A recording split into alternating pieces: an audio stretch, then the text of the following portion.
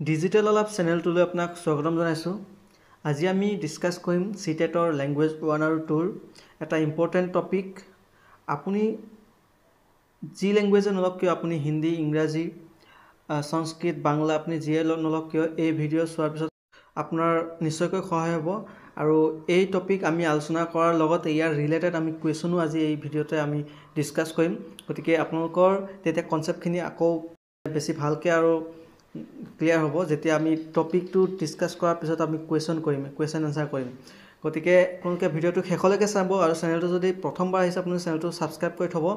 আৰু চিটেটৰ লেংগুৱেজ 1 আৰু language 2ৰ syllabus cover হোৱাকৈ আপোনালোকৰ মাজলৈ ভিডিঅ' আনি থাকিম। আপোনালোকে পেপাৰ 1ত আৰু পেপাৰ 2ত যি লেংগুৱেজে নলওক কিয় চিলেবাছ একেটাই, টপিক একেটাই। একেটা টপিক আপোনাৰ পেপাৰ 1তো কুৱেশ্যন আহিব, সেই ছেম টপিকৰ আপোনাৰ পেপাৰ 2তো কুৱেশ্যন আহে। গতিকে আপুনি পেপাৰ 1ৰ কাৰণে আপুনি যদি প্ৰিপেয়াৰ কৰে আপোনাৰ 2ৰো হৈ যায়। মেইন বস্তু হৈছে কনচেপ্ট ক্লিয়াৰ হ'লে হৈ গ'ল। এই ভিডিঅ'ৰ মূল টপিকটোৰ লগতে আৰু ৰিলেটেড 3টা টপিক আমি ইয়াতে ডিছকাছ কৰিম আৰু কুৱেশ্যন অহা দেখা যায়। গতিকে মুঠ আৰু 4টা টপিক ইয়াতে কভাৰ হৈ যাব। আৰু এটা একেবাৰে সহজ টপিক আৰু এটা গুৰুত্বপূৰ্ণ টপিক। ইয়াৰ পৰা চিটেটত কেইবাটাও কুৱেশ্যন আহি থকা দেখা যায়। আজি প্ৰথম টপিক হৈছে লেংগুৱেজ লাৰ্ণিং এণ্ড একুইজিশ্যন, ভাষা শিক্ষণ আৰু আহৰণ।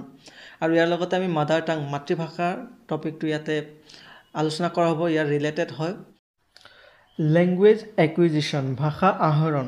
ভাষা আহৰণ হৈছে এনেকুৱা এটা প্ৰক্ৰিয়া য'ত শিশুৱে প্ৰাকৃতিকভাৱে ভাষা এটা আয়ত্ত কৰে। তেওঁলোকে তেওঁলোকৰ নিজৰ ঘৰৰ পৰিৱেশত পিতৃ মাতৃয়ে যি ভাষা কয়, পিতৃ মাতৃয়ে যদি অসমীয়া ভাষা কয় অসমীয়া ভাষা তেওঁলোকে আয়ত্ত কৰি লয়, পিতৃ মাতৃয়ে যদি হিন্দী ভাষা কয় হিন্দী ভাষা আয়ত্ত কৰি লয়, পিতৃ মাতৃয়ে যদি বাংলা ভাষা কয় তেওঁলোকে শিশুৱে বাংলা ভাষাটো আয়ত্ত কৰি লয়। গতিকে তেওঁলোকে ঘৰুৱা পৰিৱেশত যি ভাষাৰ প্ৰচলন দেখে তাকে তেওঁলোকে অনুকৰণ কৰি সেই ভাষাটো তেওঁলোকে আয়ত্ত কৰি লয়। আৰু তেওঁলোকে সমনীয়াৰ লগত খেলি থাকোঁতে বা সমনীয়াৰ লগত তেওঁলোকে ফুৰা চকা কৰি থাকোঁতে তেওঁলোকে যি ভাষা কয় তেওঁলোকে লাহেকৈ সেই ভাষাটো আয়ত্ত কৰিব সক্ষম হয়। গতিকে ভাষা আহৰণ হৈছে এনেকুৱা এটা প্ৰক্ৰিয়া যাৰ অধীনত শিশুৱে নিজৰ চৌপাশৰ পৰিৱেশ আৰু পৰিয়ালত থাকি ভাষাটো শিকে।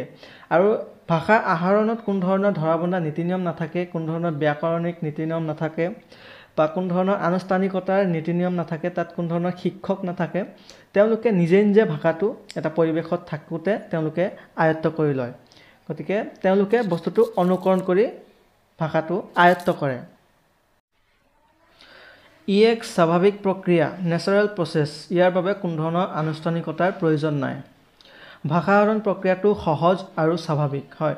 আমি আমাৰ মাতৃভাষা আয়ত্ত কৰোঁতে কোনো ধৰণৰ জটিলতা নথকাকৈ, কোনো ধৰণৰ জটিলতা নোহোৱাকৈ চিম্পলি আমি সহজভাৱেই স্বাভাৱিকভাৱেই এই ভাষাটো মাতৃভাষাটো আয়ত্ত কৰি পেলাওঁ। ইয়াৰ বাবে কোনো ধৰণৰ ব্যাকৰণৰ প্ৰয়োজন নাই।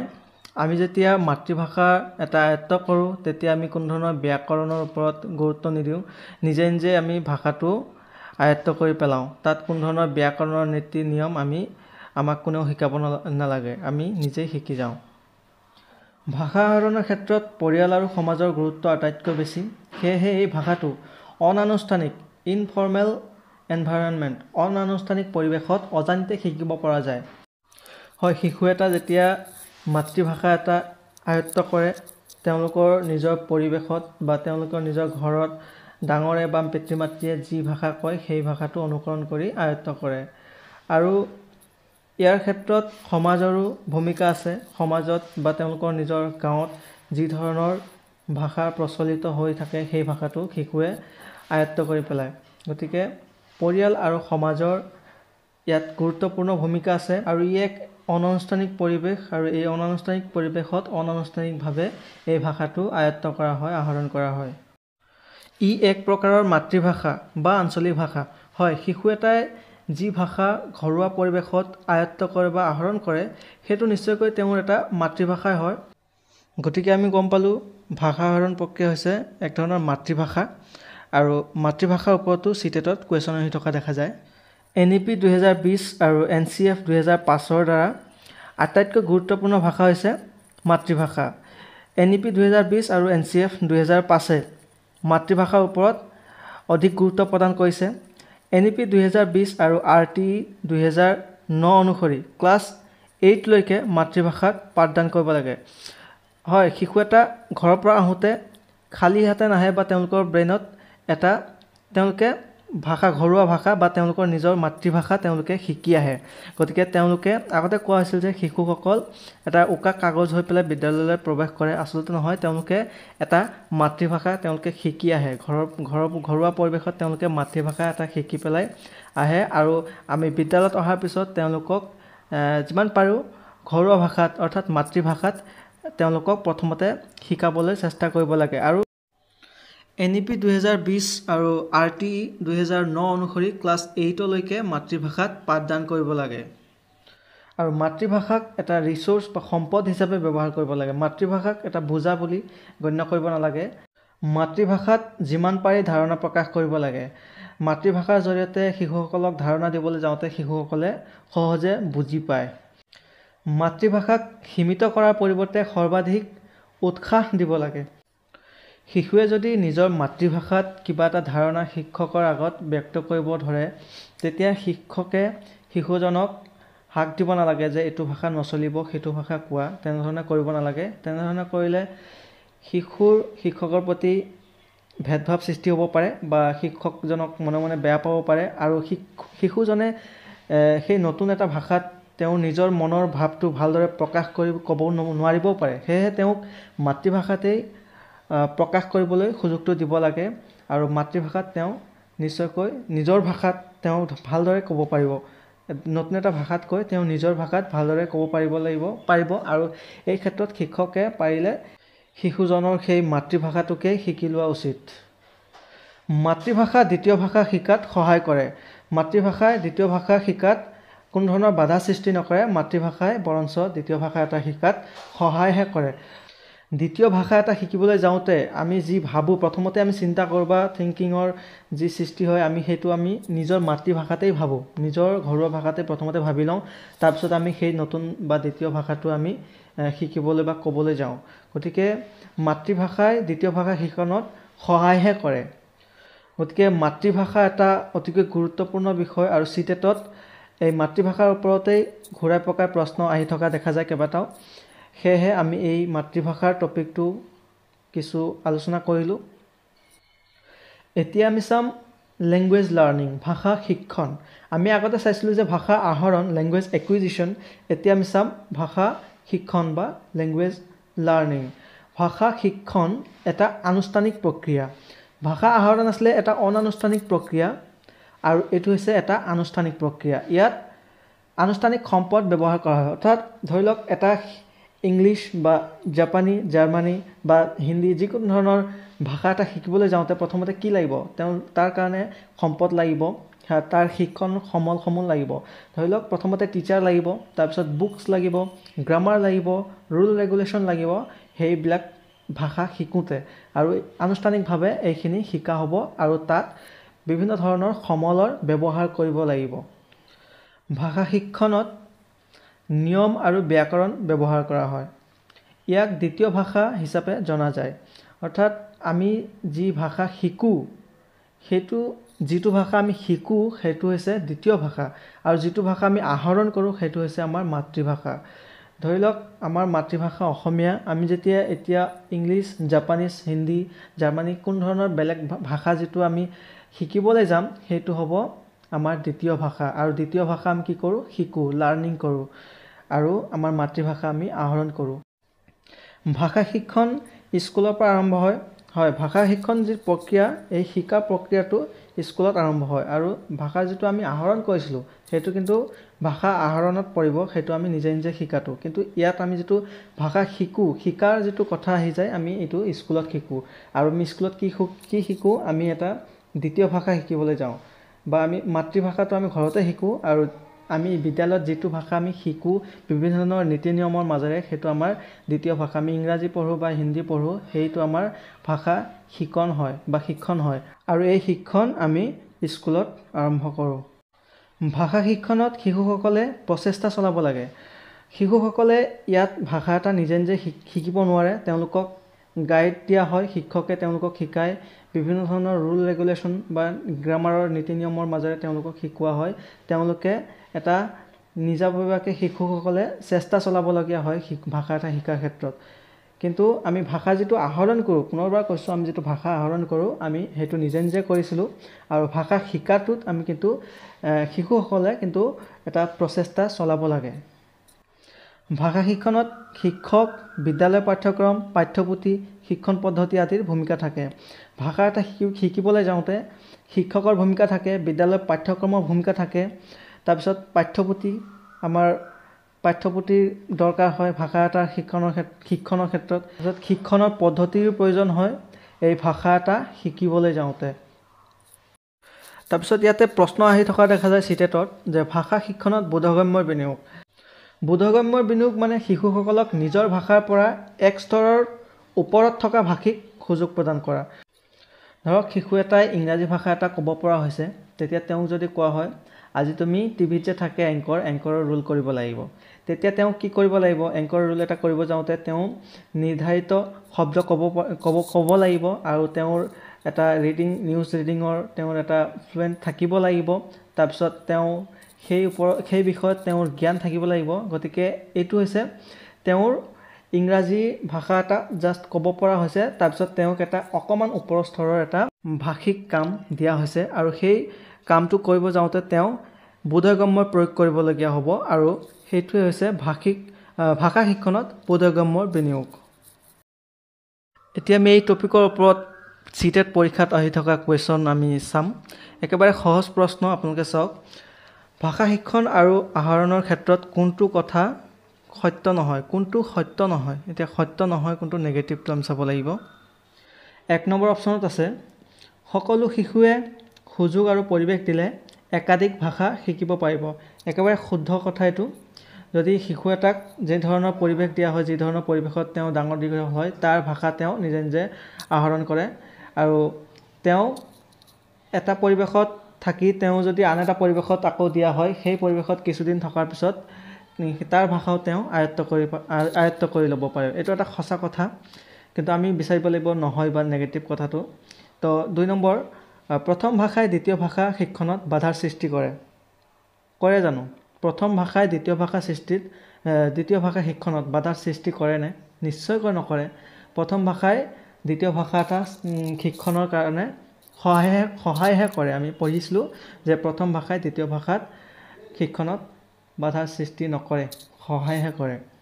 গতিকে আমি উত্তৰটো পাই গ'লোঁ 2 নম্বৰটো অপশ্যনটো ইয়াৰ শুদ্ধ উত্তৰ হ'ব 3 নম্বৰ অপশ্যন চাওক ভাষা শিক্ষণ অৰ্থৰ পৰা আৰম্ভ হ'ব লাগে আৰু তাৰপিছত ইয়াৰ ৰূপ বুজি পোৱা বিষয় হ'ব লাগে হয় ভাষা শিক্ষণৰ ক্ষেত্ৰত বিভিন্ন ধৰণৰ সমল ব্যৱহাৰ কৰা হয় তাৰপিছত আমি এটা ভাষা শিকিবলৈ সক্ষম হওঁ শিক্ষণৰ ক্ষেত্ৰত এইটো তাৰপিছত প্ৰথম ভাষাই দ্বিতীয় ভাষা শিকিবলৈ সহায় কৰে হয় মাতৃভাষা প্ৰথম ভাষা মানে মাতৃভাষা আৰু মাতৃভাষাই আমাক দ্বিতীয় ভাষা এটা শিকাত সহায় কৰে আমি নিশ্চয়কৈ জানো এইটো গতিকে একেবাৰে সহজ এটা বিষয় বা সহজ এটা প্ৰশ্ন আৰু সহজ উত্তৰ আমি পাই গ'লোঁ ইয়াৰ উত্তৰ 2nd অপশ্যন হ'ব ইয়াৰ শুদ্ধ উত্তৰ আমি নেক্সট কুৱেশ্যন চাম জ্ঞানৰ অচেতন স্বীকৃতি য'ত তথ্য যোগাযোগৰ জৰিয়তে মগজুত সংগ্ৰহ হয় সেইটো ভাষাৰ কোনটো ৰূপ বুলি জনা যায় আমি অজানিতে বিভিন্ন ধৰণৰ জ্ঞান আমি মগজুত সংগ্ৰহ কৰি থওঁ আমি বিভিন্ন ধৰণৰ জ্ঞান আমাৰ মগজুত থাকে যিবিলাক আমি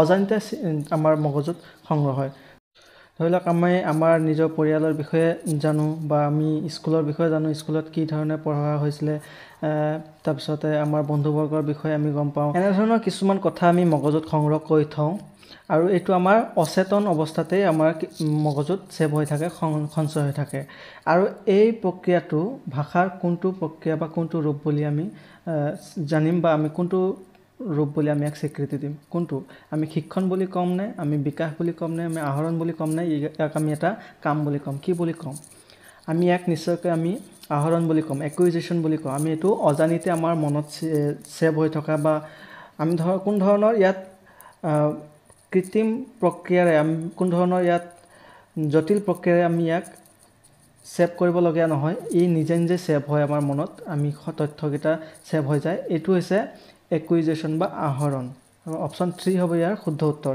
যাক আমি নিজে নিজে আয়ত্ত কৰোঁ আহৰণ কৰোঁ সেইটো হৈছে আহৰণ বা একুইজিশ্যন নেক্সট কুৱেশ্যন আমি চাম ৰাষ্ট্ৰীয় পাঠ্যক্ৰম ৰূপৰেখা 2005 চনত প্ৰাথমিক পৰ্যায়ত কোনটো ভাষাক শিক্ষাৰ মাধ্যম হিচাপে লোৱাৰ পৰামৰ্শ দিয়া হৈছে NCF 2005 NCF হওক RTE হওক বা NEP 2020 হওক এই সকলোখিনিয়ে কিন্তু মাতৃভাষাক অধিক গুৰুত্ব প্ৰদান কৰিছে আৰু এই সকলোখিনি প্ৰাইমেৰী লেভেলৰ পৰা ক্লাছ 8 লৈকে মাতৃভাষাত শিক্ষাদানৰ তেওঁলোকে পোষকতা কৰে গতিকে ইয়াৰ শুদ্ধ উত্তৰ হ'ব মাতৃভাষা NCF নেশ্যনেল কাৰিকুলাম ফ্ৰেমৱৰ্ক ৰাষ্ট্ৰীয় পাঠ্যক্ৰম ৰূপৰেখা 2005 অনুসৰি তেওঁলোকে মাতৃভাষাৰ ওপৰত অধিক গুৰুত্ব দিয়া দেখা গৈছে আৰু শিক্ষাৰ মাধ্যম হিচাপে মাতৃভাষাক তেওঁলোকে প্ৰেফাৰেন্স দিছে আৰু ক্লাছ 8 লৈকে মাতৃভাষাত শিক্ষা হ'ব লাগে বুলি তেওঁলোকে মত পোষণ কৰে এতিয়া আমাৰ নেক্সট টপিক হৈছে ভাষা কৌশল লেংগুৱেজ স্কিলত 4টা উপাদান আছে তাতে কথন লিখন শ্ৰৱণ পঠন LSRW listening speaking reading writing এই 4টা হৈছে LSRW লেংগুৱেজ স্কিল এতিয়া এই লেংগুৱেজ স্কিলক আমি দুটা ভাগত ভগাব পাৰি দুটাকে ভাগ হ'ব এটা ভাগত আমি লেংগুৱেজ স্কিলক দুটা ভাগত ভাগ কৰিব পাৰি এটা হৈছে প্ৰডাক্টিভ স্কিলৰ আৰু এটা হৈছে ৰিসেপ্টিভ স্কিলৰ প্ৰডাক্টিভ স্কিলক আমি এক্টিভ স্কিল বুলি ক'ব পাৰোঁ আৰু ৰিসেপ্টিভ স্কিলক আমি পেসিভ স্কিল বুলিও ক'ব পাৰোঁ এতিয়া প্ৰডাক্টিভ স্কিলত আমাৰ কথন কৌশল আৰু লিখন কৌশল অন্তৰ্ভুক্ত কথন কৌশলত আমি নিজৰ মনৰ ভাৱ প্ৰকাশ কৰোঁ কৈ পেলাই কাৰোবাক কিবা এটা কৈ পেলাই নিজৰ ভাৱ ব্যক্ত কৰোঁ আৰু লিখনৰ জৰিয়তে তাতো আমি মনৰ ভাৱ ব্যক্ত কৰোঁ লিখোঁ এইটো হৈছে প্ৰডাক্টিভ স্কিল বা এক্টিভ স্কিল বা অভিব্যক্তাত্মক কৌশল অসমীয়াত অভিব্যক্তাত্মক কৌশল বা প্ৰডাক্টিভ স্কিল ইয়াক ক'ব পাৰি তো প্ৰডাক্টিভ স্কিলত বা এক্টিভ স্কিলত কোনটো দুটা পৰিব কথন আৰু লিখন মনত ৰাখিব প্ৰডাক্টিভ স্কিল কথন আৰু লিখন আপোনাৰ লেংগুৱেজ যিয়ে নহওক কিয় ইংলিছ হওক হিন্দী হওক আপুনি মনত ৰাখিব প্ৰডাক্টিভ স্কিল বা এক্টিভ স্কিল কথন আৰু লিখন তাৰপিছত আমাৰ গ্ৰহণাত্মক কৌশল মানে ৰিসেপ্টিভ স্কিল বা পেসিভ স্কিল বুলি ক'ব পাৰি আমি তাক গ্ৰহণাত্মক কৌশলত শ্ৰৱণ কৌশল আৰু পঠন কৌশলটো অন্তৰ্ভুক্ত আমি শুনি আছোঁ বা আমি পঢ়ি আছোঁ সেইটো হৈছে আমাৰ এটা গ্ৰহণাত্মক কৌশলৰ অন্তৰ্ভুক্ত আমি যদি কোনোবাই কিবা কৈ আছে আৰু তাক আমি শুনি পেলাই গ্ৰহণ কৰি আছোঁ এইটো গ্ৰহণাত্মক আৰু পঠনটো ইয়াতে অন্তৰ্ভুক্ত আমি যে ৰিডিং কৰোঁ সেইটো এটা পেসিভ স্কিল মানে এটো ৰিসেপ্টিভ স্কিল বা পেসিভ স্কিলত মনত ৰাখিব শ্ৰৱণ কৌশল আৰু পঠন কৌশল পেসিভ স্কিল আকৌ কৈছোঁ লেংগুৱেজ স্কিলৰ মূলত 4টা ইয়াৰ উপাদান আছে LSRW listening speaking reading writing আৰু আছে কিন্তু মূল এইকেইটাই আৰু এই 4টা উপাদানক আমি দুটা ভাগত ভাগ কৰিব পাৰি এটা প্ৰডাক্টিভ স্কিল যাক আমি এক্টিভ স্কিল বুলি ক'ব পাৰি আৰু তাক অসমীয়াত আমি অভিব্যক্তাত্মক কৌশল বুলি ক'ব পাৰোঁ এই অভিব্যক্তাত্মক কৌশল বা এক্টিভ বা প্ৰডাক্টিভ স্কিলৰ অন্তৰ্ভুক্ত আছে আমাৰ কথন কৌশল আৰু লিখন কৌশল আৰু তাৰ বিপৰীতে গ্ৰহণাত্মক স্কিল বা গ্ৰহণাত্মক কৌশলটোক আমি পেসিভ স্কিল বুলি ক'ব পাৰোঁ তাত আমাৰ শ্ৰৱণ কৌশলটো অন্তৰ্ভুক্ত আৰু পঠন কৌশলটো অন্তৰ্ভুক্ত মনত ৰাখিব এতিয়া এই লেংগুৱেজ স্কিলৰ লগত জড়িত কেইটামান ইম্পৰ্টেণ্ট কথা হ'ল যে ভাষা শিক্ষণৰ বাবে প্ৰয়োজনীয় 4টা দক্ষতা ইটোৱে সিটোৰ লগত জড়িত ইণ্টাৰকানেক্টেড হয় শ্ৰৱণ কথন লিখন পঠন এই 4টা এটা আনটোৰ লগত জড়িত ধৰি লওক শিক্ষক এজনে বৰ্ডত লিখাই আছে আৰু মাতবোল কথা বতৰা একো কৰা নাই ল'ৰা ছোৱালীৰ লগত তেতিয়া শিক্ষণ প্ৰক্ৰিয়া এটা সফল বুলি ক'ব পাৰেনে নিশ্চয়কৈ নোৱাৰি লিখনৰ লগত তেওঁলোকৰ লগত কথন থাকিবই লাগিব তেওঁলোকৰ লগত কথা পাতিবই লাগিব তেতিয়াহে এই শিক্ষণ প্ৰক্ৰিয়াটো সফল বুলি ক'ব পাৰোঁ গতিকে অকল লিখালেই নহ'ব তাৰ লগতে কমিউনিকেশ্যনটো থাকিব লাগিব কথনটো থাকিব লাগিব তেনেদৰে মানে এটা আনটোৰ লগত তেনেকৈ জড়িত হৈ থাকে গতিকে ভাষা শিক্ষণৰ বাবে যেটো 4টা স্কিল সেই 4টা স্কিল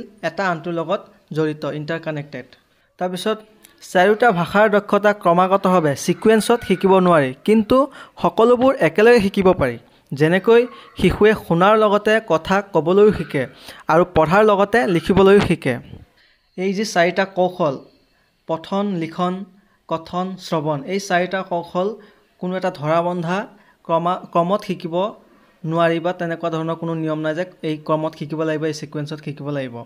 কোনোবা প্ৰথমতে পঢ়িব পৰা হ'ব পাৰে বা কোনোবা প্ৰথমতে অকণমান আগবাগকৈ লিখিব পৰা হ'ব পাৰে, কোনোবা কথা ক'ব পৰা হ'ব পাৰে। গতিকে এইটো কোনো ধৰণৰ ধৰাবন্ধা নিয়ম নাই যে এইটো আগত শিকিব লাগিব, তাৰপিছত এইটো এনেকুৱা ধৰণৰ কোনো কথা নাই।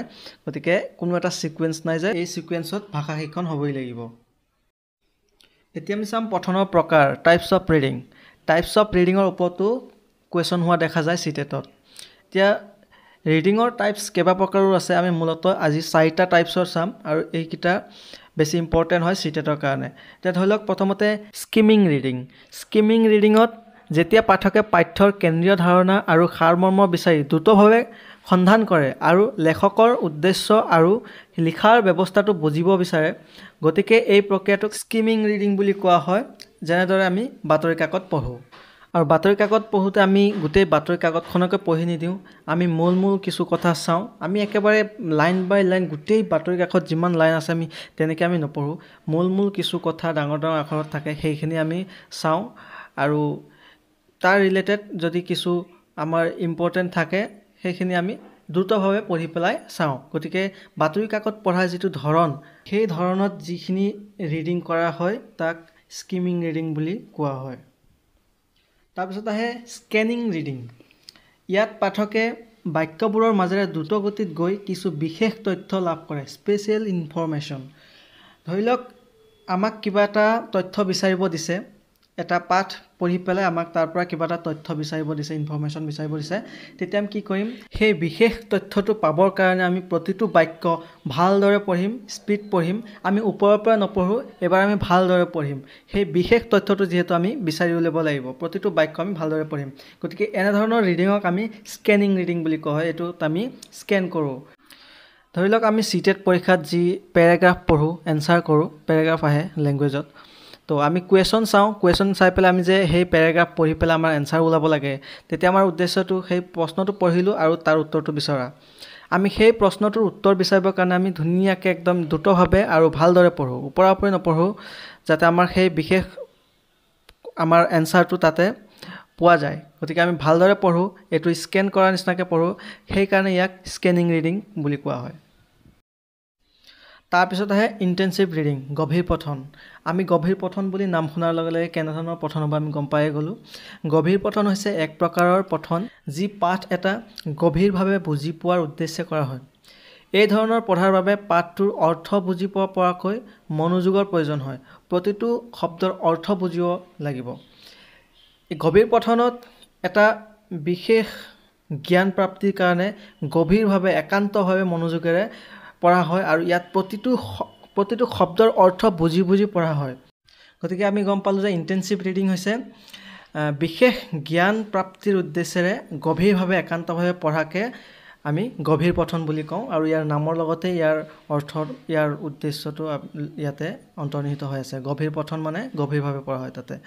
তাৰপিছত আহে বিস্তৃত পঠন, এক্সটেনচিভ ৰিডিং। এক্সটেনচিভ ৰিডিং মনোৰঞ্জনৰ বাবে পঢ়া হয়। ধৰি লওক কোনোবা এটা সাধু পঢ়ি আছে, সেইটো হৈছে এক্সটেনচিভ ৰিডিং। তাত কোনো ধৰণৰ একদম বিশেষ তথ্য এটা বিচাৰি উলিয়াবৰ কাৰণে তাত পঢ়া নহয়, তাত ওপৰৰ পৰা কিবা এটা তেওঁ মনোৰঞ্জন পাব সাধুটো পঢ়ি পেলাই, তাৰ কাৰণে পঢ়া হয়। আৰু ক্লাছত কোনো এজন ছাত্ৰক উঠাই পেলাই কোৱা হয় যে এইটো পাঠ তুমি পঢ়া, আৰু তাতে শিক্ষকজনৰ উদ্দেশ্য থাকে যে এওঁ পঢ়িব নোৱাৰে, গতিকে এওঁ যাতে এই পাঠটো পঢ়ক, তাৰপিছত তেওঁ অকণমান প্ৰেক্টিছ হ'ব আৰু তেওঁৰ পঠনৰ দক্ষতাটো বৃদ্ধি পাব। তেনেধৰণৰ উদ্দেশ্যেৰে যি তেওঁক উঠাই পেলাই পঢ়িবলৈ দিয়া হয়, সেইটো এই এক্সটেনচিভ ৰিডিঙতে অন্তৰ্ভুক্ত হয়। তাৰপিছত আহে প্ৰচেছ এপ্ৰ'চ, লিখাৰ প্ৰক্ৰিয়াৰ পদ্ধতি। ইয়াক লিখাৰ দ্বাৰা লিখিবলৈ শিকা বুলিও কোৱা হয়। ধৰি লওক শিক্ষক এজনে শিশুক লিখাৰ দক্ষতা বিকাশৰ কাৰণে কৈ আছে যে আক পাক কৰি কিবা এটা আঁকিব দিছে বা কিবা গোল কৰিব দিছে, ৰেখা আঁকিব দিছে, তেনেধৰণে তাৰমানে তেওঁলোকক লিখিবলৈ দিছে। তেতিয়া কি হ'ব, তেওঁলোকৰ লিখাৰ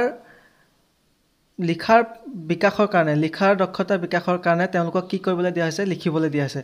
সেই তাকে কোৱা হয় লিখাৰ দ্বাৰা লিখিবলৈ শিকা। তেওঁলোকে তেনেধৰণে আঁকি বা গোল কৰি তেওঁলোকৰ হাতত যেতিয়া ভাৰসাম্যতাত আহিব পেঞ্চিল ধৰা বা আঁকিবলৈ, সেই তেনেধৰণে তেওঁলোকৰ আখৰখিনি লাহে লাহেকৈ আখৰখিনি পকাব পাৰিব, আখৰখিনি লিখিব পৰা হ'ব, পেঞ্চিলটো ধৰিব পাৰিব। গতিকে এই ধৰণে তেওঁলোকৰ লিখাৰ দ্বাৰা লিখিবলৈ শিকাৰ প্ৰক্ৰিয়াটো চলোৱা হয়। আৰু লিখাৰ প্ৰক্ৰিয়াৰ পদ্ধতি শিশুৰ লিখাৰ দক্ষতা বিকাশত সহায়ক। ইয়াত শিশুসকলে পদ্ধতিগতভাৱে শিকে আৰু লিখাৰ দক্ষতাত পাকৈত হৈ উঠে। আৰু এই লিখাৰ যিটো প্ৰক্ৰিয়া, ইয়াত কিন্তু এটা ছিকুৱেঞ্চ থাকে, তেওঁলোকে এটা পদ্ধতিগতভাৱে এই লিখন দক্ষতা শিকে। এতিয়া এই লিখা প্ৰক্ৰিয়া পদ্ধতিৰ এটা ক্ৰম আছে। ধৰি লওক শিক্ষকে লিখিব দিছে গৰুৰ বিষয়ে, তেতিয়া কি কৰিব?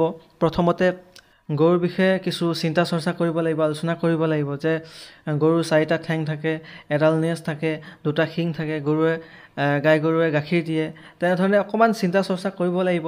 তাৰপিছতে কি হ'ব, আপুনি আপোনাক যে লিখিব দিছে গৰুৰ বিষয়ে, তাত আপুনি কি কি ইনক্লুড কৰিব তাৰ এটা খচৰা প্ৰস্তুত কৰিব লাগিব, ফৰ্মেটিং। আপুনি কেনেধৰণে কি কি লিখিব তাৰ এটা খচৰা তৈয়াৰ কৰিব লাগিব। তাৰপিছত আপুনি পুনৰীক্ষণ কৰিব লাগিব, ৰিভিজন।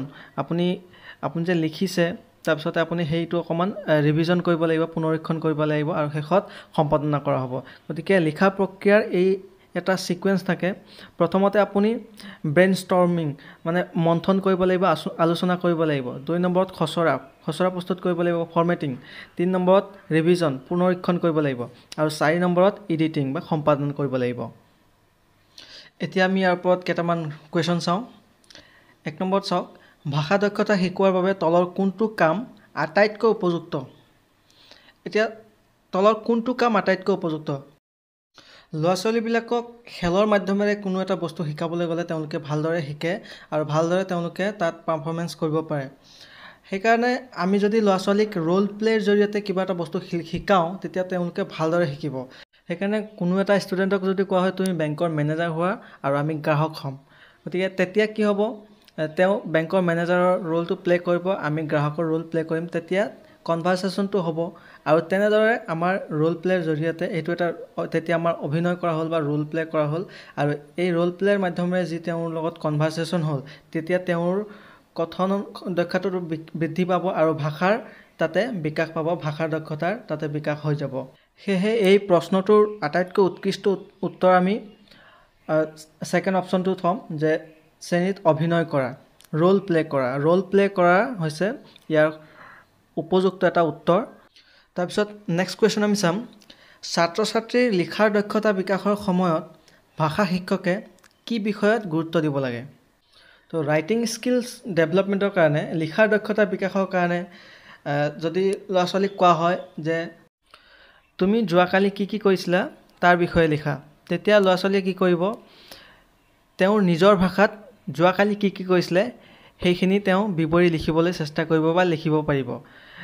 আৰু তেতিয়া তেওঁৰ লিখাৰ দক্ষতাটো বিকাশ হ'ব, বৃদ্ধি পাব। তেওঁ নিজৰ ভাষা, নিজৰ ভাৱটো তেওঁ প্ৰকাশ কৰিব, নিজৰ ধৰণে ধাৰণা প্ৰকাশ কৰিব পাৰিব। গতিকে ইয়াত অপশ্যনত দিয়া আছে ভাল লিখাৰ ইয়াত ইমান এটা প্ৰয়োজন নাই। ব্যাকৰণগত দিশ ইয়াত এতিয়াই প্ৰয়োজন নাই তেওঁলোকৰ। তাৰপিছত লিমিটেড ৱৰ্ড, শব্দসীমাৰ কথাটো এতিয়াই দিব নালাগে তেওঁলোকক।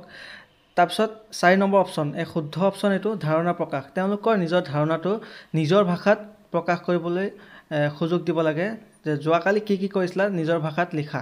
তেতিয়া তেওঁলোকে নিজৰ মনৰ ধাৰণাটো, নিজৰ যোৱাকালিৰ এক্সপিৰিয়েঞ্চখিনি তেওঁলোকে লিখিবলৈ চেষ্টা কৰিব, আৰু তেনেধৰণে তেওঁলোকৰ লিখাৰ দক্ষতাটো বিকাশ পাব।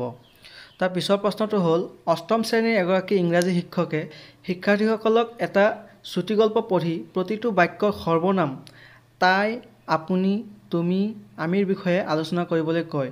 এই কাৰ্যকলাপে কি ধৰণৰ পঠনৰ সৈতে সৰ্বোত্তম সংযোজিত? ইয়াতে শিক্ষকে কি কৰিব দিছে, চুটিগল্প এটা পঢ়িব দিছে, পঢ়ি পেলাই তাত কি কৰিব দিছে, সৰ্বনাম বিচাৰি উলিয়াব দিছে। যেনে তাই, তুমি, আপুনি, এইবিলাক সৰ্বনাম তেওঁলোকে চুটিগল্পটোৰ মাজৰ পৰা পঢ়ি পেলাই বিচাৰিব লাগিব আৰু তাৰ ওপৰত আলোচনা কৰিব লাগিব। আমি পাইছিলোঁ গভীৰ পঠনত পাঠ এটা পঢ়ি পেলাই তাৰ পৰা বিশেষ ইনফৰ্মেশ্যন আনি পেলাই তাৰ বিষয়ে আমি বিলোচনা কৰি পেলাই যি জ্ঞান পাওঁ সেইটোকে আমি গভীৰ পঠনত অন্তৰ্ভুক্ত কৰোঁ, ইণ্টেনচিভ ৰিডিং। গতিকে ইয়াতে অপশ্যন 3 হ'ব ইয়াৰ শুদ্ধ উত্তৰ, ইণ্টেনচিভ ৰিডিং। তাৰ পিছৰ প্ৰশ্নটো হৈছে, ভাষা এটাৰ উৎপাদনশীল দক্ষতা। অপশ্যন 4টা দিয়া আছে, কোনটো হ'ব? উৎপাদনশীল দক্ষতা, প্ৰডাক্টিভ স্কিলছ বা এক্টিভ স্কিলছ, কোনটো হ'ব? অপশ্যন 1 আছে পঠন আৰু লিখন পঠন বুলি আছে যদি ইয়াত প্ৰডাক্টিভ হ'ব নোৱাৰে বা এক্টিভ স্কিলছ হ'ব নোৱাৰে ইয়াতো পঠনটো গতিকে এইটো অপশ্যন ভুল 2 নম্বৰ আছে পঠন আৰু শ্ৰৱণ পঠন ইয়াতো আছে গতিকে পঠন এক্টিভ নহয় এক্টিভ স্কিলছ নহয় প্ৰডাক্টিভ স্কিলছ নহয় গতিকে এইটো অপশ্যন ভুল তাৰপিছতে 3 নম্বৰত আছে কথন আৰু লিখন আমি পাইছিলোঁ যে কথন আৰু লিখন হৈছে প্ৰডাক্টিভ স্কিলছ বা এক্টিভ স্কিলছ বা উৎপাদনশীল স্কিলছ কথা কোৱা আৰু লিখা এইটো হৈছে প্ৰডাক্টিভ গতিকে 3 নম্বৰ অপশ্যনটো শুদ্ধ উত্তৰ আৰু 4 নম্বৰত আছে কথন আৰু শ্ৰৱণ শ্ৰৱণটো হ'ব নোৱাৰে কাৰণ শ্ৰৱণটো হৈছে ৰিচেপ্টিভ এইটো পেছিভ স্কিলছ গতিকে অপশ্যন 4টো হ'ব নোৱাৰে 3 নম্বৰটো ইয়াৰ শুদ্ধ উত্তৰ কথন আৰু লিখন প্ৰডাক্টিভ স্কিলছ কথন আৰু লিখন তাৰ পিছৰ প্ৰশ্ন হৈছে বাতৰি কাকতৰ মূল শাৰীবোৰলৈ খন্তেকীয়াকৈ এবাৰ চকু ফুৰালে কেনে ধৰণৰ পঠন হয় 1 নম্বৰত আছে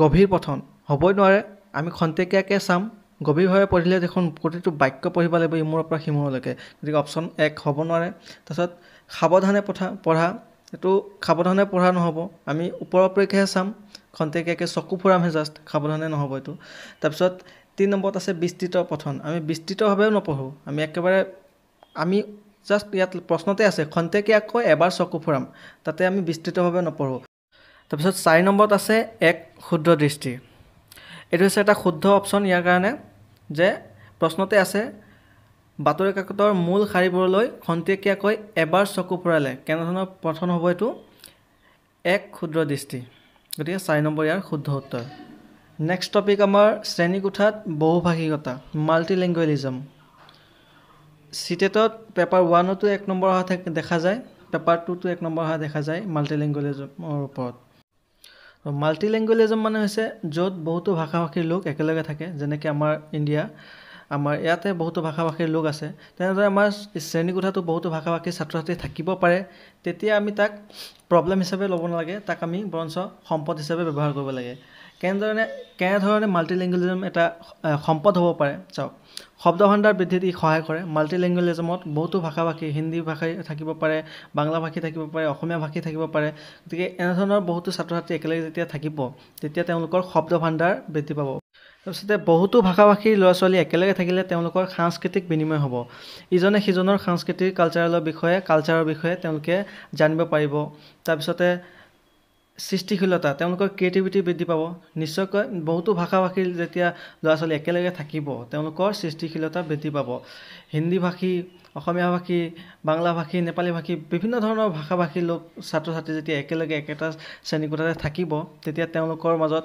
কনভাৰচেশ্যন হ'ব আদান প্ৰদান তেওঁলোকৰ হ'ব তাৰপিছত তেওঁলোকৰ সৃষ্টিশীলতা তাতে বৃদ্ধি নিশ্চয়কৈ পাব তাৰপিছতে যেতিয়া একেলগে থাকিব ইজনে সিজনৰ সংস্কৃতি আৰু ভাষা সংস্কৃতিৰ প্ৰতি সন্মান জনাবলৈ তেওঁলোকে আগবাঢ়ি যাব ইজনে সিজনৰ লগত যেতিয়া ভালদৰে চিনাকি হ'ব আৰু তেওঁলোকৰ ভাষা সংস্কৃতিৰ বিষয়ে যেতিয়া অৱগত হ'ব ইজনে সিজনৰ ভাষা সংস্কৃতিৰ প্ৰতি তেওঁলোকে সন্মান জনাব গতিকে আপুনি যেতিয়া শিক্ষক হ'ব তেতিয়া আপোনাৰ শ্ৰেণীকোঠাত বহুভাষিক ছাত্ৰ ছাত্ৰী থাকিব পাৰে তেতিয়া আপুনি এই বহুভাষিকতাক আপুনি প্ৰব্লেম হিচাপে নলয় ইয়াক সম্পদ হিচাপে ব্যৱহাৰ কৰিব আৰু চিটেটত এই বহুভাষিকতাৰ ওপৰত ৰিলেটেড কুৱেশ্যন পেপাৰ 1তো আহে পেপাৰ 2তো আহে গতিকে বহুভাষিকতা এটা ইম্পৰ্টেণ্ট টপিক চিটেটৰ কাৰণে আৰু ইয়াৰ এটা ইম্পৰ্টেণ্ট পইণ্ট হৈছে মাতৃভাষা ভিত্তিক বহুভাষিকতা আৰু ইয়াৰ ওপৰত চিটেটত প্ৰশ্ন আহি থকা দেখা যায় কেইবাবাৰো আহিছে তো মাতৃভাষা ভিত্তিক বহুভাষিকতা ইয়াত ছাত্ৰ ছাত্ৰীসকলে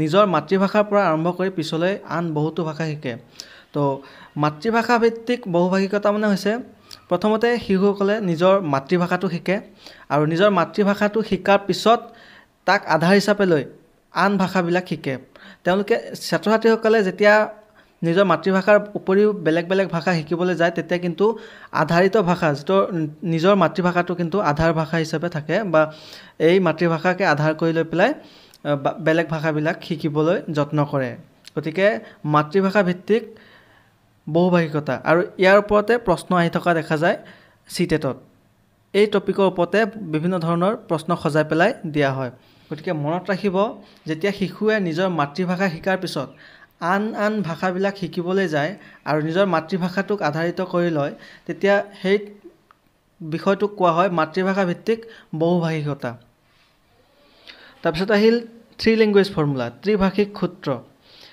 NEP 2020 আৰু NCF 2005 এই দুয়োটাই এই ত্ৰিভাষিক সূত্ৰৰ পোষকতা কৰে যে ল'ৰা ছোৱালীক তিনিটা ভাষাৰ সূত্ৰৰ জৰিয়তে শিক্ষাদান দিব লাগে।